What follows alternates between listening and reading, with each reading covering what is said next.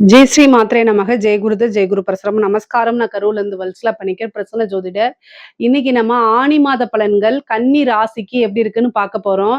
இந்த ஆனி மாசம் எப்போ வருது அப்படின்னா 15/6/2026 திங்கட்கிழமை பகல் 12:47 மிதுன ராசி மிருகசீஷ நட்சத்திரத்துல இந்த மாதம் வந்து பிறக்குது. இந்த மாதம் வந்து உங்க ராசியை பொறுத்த வரைக்கும் நல்ல அற்புதமான பலன்கள் தான் இருக்குது. முக்கியமா நல்ல யோகங்களும் இருக்கு. கன்னி ராசிய பொறுத்தவரைக்கும் நீங்க நெனச்ச விஷயங்கள் எல்லாமே சாதிக்கக்கூடிய அமைப்புகள் தான் இருக்குங்க.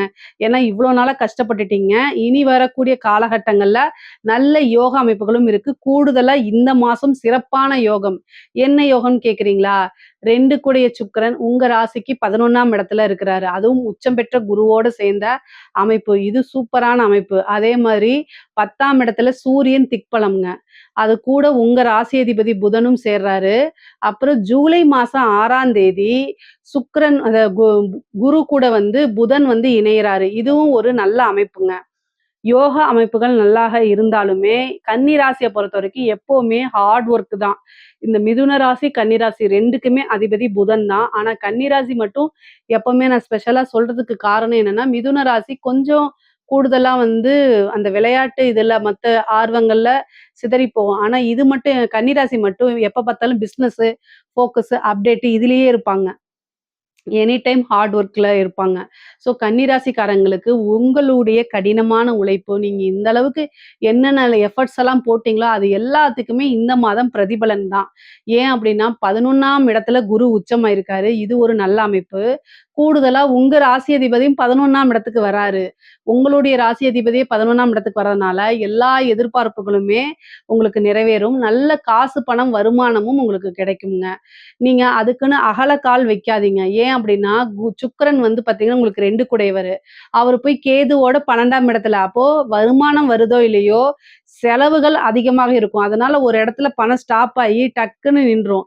அப்ப கண் மூடி பிதுங்கி நிக்கக்கூடாது. அதனால ஃபர்ஸ்ட்டே என்ன செய்யணும், எது அத்தியாவசியமான செலவுகள், எது தேவையான செலவுகள், எது தேவையில்லாத செலவுகள்ன்னு பிரிச்சு எழுதுங்க. ஏன் எழுதி பார்க்க சொல்றேன்? புதன்னா ரைட்டிங்கு. ஸோ நீங்க எழுதி பார்த்தா சக்சஸ் ஆயிருவீங்க. எல்லாத்துலயுமே ஜெயிக்க முடியும். அதனால எழுதி பாருங்க. எழுதி பார்த்தீங்க அப்படின்னா என்ன ஆகும்? உங்க உங்களோட ராசிக்கு புதன் 11ல வராரு. அது நல்லது. ஆனா சுக்கிரனும், கேதுவும் 12ஆம் இடத்துல விரயஸ்தானத்துல சேர்க்கை இருக்கும்போது, எழுதி பார்க்கலைன்னா நெறைய செலவு பண்ணிருவீங்க. அப்ப உங்களுக்கு தேவையில்லாத செலவுகள் தானே போகும். ஒரு தடவ உங்களை விட்டு காசு போயிடுச்சு அப்படின்னா, அது திரும்ப வருமா? வராது. பொதுவாவே கன்னி ராசிக்காரங்க எல்லா விஷயங்களும் பிளான்டுடா தான் நீங்க செய்வீங்க. அதே மாரி இந்த மாசமும் அது மாரி செயல்படுத்துங்க. கட்டாயம் உங்களுக்கு வந்து நீங்க தொட்ட விஷயங்கள் எல்லாத்தையுமே சாதிக்க முடியும். பொதுவாவே வந்து குருவும், புதனும் சேர்க்கை அப்படிங்கிறதே ஒரு சாம்ராஜ்ய யோகம்னு சொல்லுவோம். கன்னி ராசிக்கு அது 11ஆம் இடத்துல இருக்கனால, புத்தி சாதுரியமாக செயல்படக்கூடிய நபர் நீங்க. இந்த மாசம் அத சக்சஸ் பண்ணவும் கூடுவீங்க. என்னென்னலாம் பண்ணணும், ஒரு ஆள்ட்ட எப்படி பேசணும், எப்படி பேசி ஜெயிக்கிறது, இது எல்லாமே இந்த மாசம் நீங்க பண்ணுங்க. உங்க பிசினஸ நல்லா டெவலப் பண்ணுங்க. உங்களுக்கு வந்து பிசினஸ் ஆரம்பிக்கலாமான்னு கேட்டா, உங்களுடைய சுய ஜாதகத்துல நீங்க பார்த்துக்கங்க. உங்களுடைய ஜாதகத்துல தொழில் ஸ்தானம் எப்படி இருக்கு? 10ஆம் அதிபதி எப்படி எந்த நிலையில இருக்காரு? யார் கூட சேர்ந்திருக்காரு?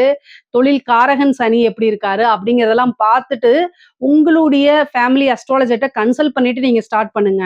ஏன்னா யோகம் ஒவ்வொருத்தருடைய ஜாதகத்திலயும் சுயமான தொழில் செய்றதுக்கு யோகம் இருக்கணும். அப்படி இருந்தா மட்டும் தான் சக்சஸ் பண்ண முடியும். ஆனா கோச்சாரத்துல உங்களுக்கு வந்து நல்ல பலாபலன்கள் இருக்கு. ஸோ இந்த டைம்ல நீங்க பிசினஸ் செய்யணும்னு ஐடியா இருந்துச்சுன்னா, இந்த டைம்ல செய்யுங்க. அது உங்களுக்கு நல்ல நான் ஒரு பெரிய சின்ன லெவல்ல ஸ்டார்ட் அப் பண்ணீங்கன்னா கூட, மிகப்பெரிய லெவல்ல அது யோகம் கொடுக்கும். குருவும், புதனும் இணைந்திருக்கக்கூடியது. 11ஆம் இடத்துல குரு வந்து உச்சம் பெற்றிருக்கிறது. இது ஒரு நல்ல அமைப்பு. 7ஆம் இடத்துல சனி உங்களுக்கு கண்டச்சனியாக இருந்தாலும், கொஞ்சம் சோம்பேறித்தனத்த ஒதுக்கி வச்சுருங்க. நீங்க சோம்பேறிங்கன்னு நான் சொல்லல. ஆனா சனியோடைய பார்வை உங்களை சோம்பேறித்தனமாக்கும்னு நான் சொல்ல வரேன். ஏன் அப்டின்னா, நீங்க ஒரு இடத்துக்கு போகணும்னா, அந்த இடத்துல தான் உங்களுக்கு தூக்கம் வரும். அதனால வந்து இந்த சனி வந்து பார்த்தீங்கன்னா, அதுக்கு தகுந்த மாரி நீங்க செய்யும்போது, கட்டாயம் ஒரு மாற்றத்த கொடுக்கும். சனி வந்து சோம்பேறித்தனத்த அதிகமா குடுத்துரும். உடல் சோர்வ குடுக்கும். மனச்சோர்வ குடுத்துக்கிட்டே இருக்கும். இதுக்கெல்லாம் நீங்க ம போய் அதாவது சனி வந்து உங்கள ட்ராப் பண்ண பார்ப்பாரு. இதுக்கெல்லாம் போய் நீங்க சிக்கக்கூடாது. இதுக்கு பெஸ்ட் பரிகாரம் என்ன அப்டின்னா, ஃபர்ஸ்ட்டு வந்து அன்னதானம், 2வது வந்து ஜிம் போறது தான். உங்கள நீங்களே சுறுசுறுப்படுத்திக்கிறது. அங்க போய் இரும்பு வெயிட்லாம் தூக்கி நல்லா பண்ணுங்க. ஆணாக இருந்தாலும் சரி, பெண்ணாக இருந்தாலும் சரி, இதத்தான் நான் சொல்லுவேன். என்ன ஜிம் போறதெல்லாம் ஒரு பரிகாரமான்னு கேட்பீங்க. போய் பார்த்துட்டு சொல்லுங்க. அதுதான். அதாவதுங்க கன்னி ராசிய பொறுத்தவரைக்கும் நல்லா செயல்படக்கூடியவங்க. எதுக்காக இவ்ளோ தூரம் நான் சொல்றேன் அப்டின்னா, சனி வந்து உங்களுக்கு 5 கூடிய நபர் தான். அவரே 6 கூடிய நபர் தான். ஆனா சனிங்கிறது கோச்சார ரீதியா வந்து கொஞ்சம் நெகட்டிவையும் செய்வாரு. அந்த நெகட்டிவ் என்ன அப்டின்னா, நீங்க செயல்படக்கூடிய டைம்ல உங்கள செயல்படாம சோம்பேறி ஆக்குவது. அப்போ நீங்க என்ன செய்யணும், இதுலருந்து வெளில வரணும் என்னன்னா, ஜிம் போயிட்டீங்கன்னா அதுக்கு பரிகாரம். சனிக்கு பிடிக்காத ஒரு விஷயம் என்ன தெரியுமா? உப்பு தண்ணி. வேர்வ. அந்த உப்பு தண்ணி மீன்ஸ் வேர்வ. அந்த வேர்வ வரணும்னா நம்ம என்ன பண்ணணும்? ஜிம்ல போய் நீங்க நல்லா எக்சர்சைஸ் பண்ணும்போது ஆட்டோமேட்டிக்காவே உங்களுக்கு வேர்வை தண்ணி வரும்போது, சனி நம்மளுடைய உடம்புல அதிகமான தாக்கத்த ஏற்படுத்தாது. அப்ப நல்லா சுறுசுறுப்பாயிருவீங்க. அப்ப அது வேலை செய்யும். அதே மாரி சனிச்சந்திரன்னா அன்னதானம் பண்றதும், தர்மமும் கூட. தானம் வந்து உங்களை காப்பாத்தும். இது எல்லாமே பண்ணுங்க. இந்த 2 விஷயங்கள் மட்டும் பண்ணுங்க. அப்படியே அண்டா, குண்டாவா எடுத்துட்டு போய் சாப்பாட்ட குடுங்கன்னு நான் சொல்லல. ஒருத்தருக்கு சாப்பாடு வாங்கி குடுங்க. உங்க நட்சத்திரம் என்ன? உத்திர நட்சத்திரம்னா, உத்திர நட்சத்திரத்துல வாங்கி குடுங்க. ஹஸ்த நட்சத்திரம்னா, ஹஸ்த நட்சத்திரத்துல வாங்கி குடுங்க. சித்திர நட்சத்திரம்னா, சித்திர நட்சத்திரத்துல. உங்க ஜென்ம நட்சத்திரத்துல ஒரே ஒருத்தருக்கு அவர் பிரியாணி கேட்டாருன்னு வச்சுக்கோங்க, ஒரு ரூ. 200 இருக்குமா? வாங்கி குடுத்துருங்க. அவரு திருப்தி. அவர் சாப்பிட்டுட்டு அவர திருப்திப்படுத்தணும். அவருக்கு என்ன வேணா குடுக்கலாம். இதுதான் குடுக்கணும்னு அவசியம் கிடையாது. அவருக்கு ஏதாவது ஒண்ணு குடுத்து வாங்கி, அவர் வந்து மனசார திருப்தி படுத்திட்டாலே, அது அன்னதானமா மாறிரும். உங்களுக்கு நல்லா வேலை செய்யும். அதாவது இந்த சனியோடைய தாக்கம் கட்டாயம் குறையும். இத மட்டும் நீங்க செயல்படுத்துங்க. தொழில் மூலியமா நல்ல வருமானம் வந்துரும். ஒரு நல்ல வளர்ச்சிய கொடுக்கக்கூடியது. ஏன்னா 7ஆம் இடம் சனிங்கிறது அவருக்கு திக்பலம்.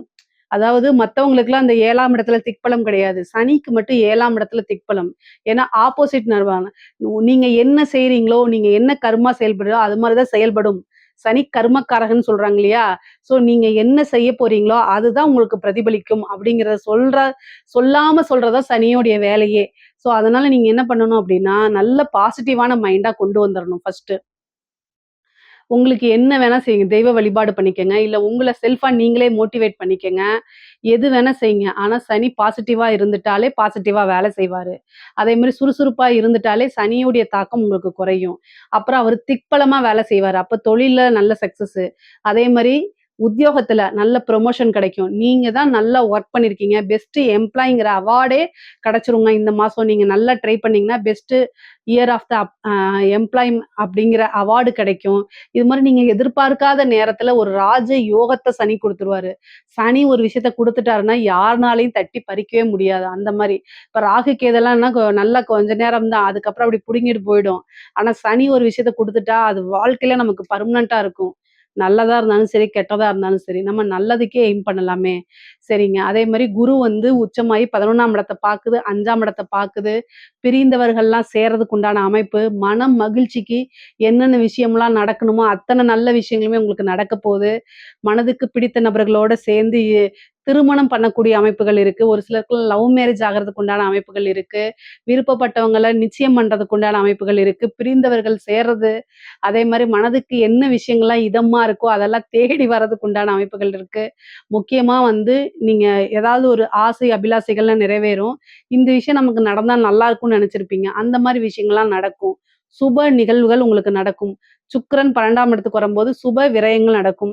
வெளிநாடு அமைப்பு, வெளியூர் டூரு, அதே மாரி கோயில்களுக்கு போறது, இந்த மாரி அமைப்புகளும் நடக்கும். பொதுவாவே மனதுக்கு இதமான நிகழ்வுகள் எல்லாமே நடக்க போகுது. கன்னி ராசியில இருக்கக்கூடிய பெண்களுக்கு நீங்க தான் வச்சத ராஜ்யம். ராஜ்யம் ஆளக்கூடிய அமைப்பு கன்னிராசி பெண்களுக்கு இருக்கு. அதனால உங்களுக்கு என்ன விஷயங்கள்லாம் வேணுமோ, அது எல்லாமே செய்ய பழகிக்கங்க. ஆட்டோமேட்டிக்கா நடக்கும். நீங்க ஒரு ஸ்டெப் எடுத்தீங்கன்னா, கிரகம் 2 விஷயத்த உங்களுக்கு குடுக்கும். அவ்வளதான். சிம்பிள். அதே மாரி ஆடை, ஆபரண சேர்க்கை, வீடு, வாகனங்கள் வாங்கக்கூடிய அமைப்பு, இது எல்லாமே இருக்கு. உங்களோடது.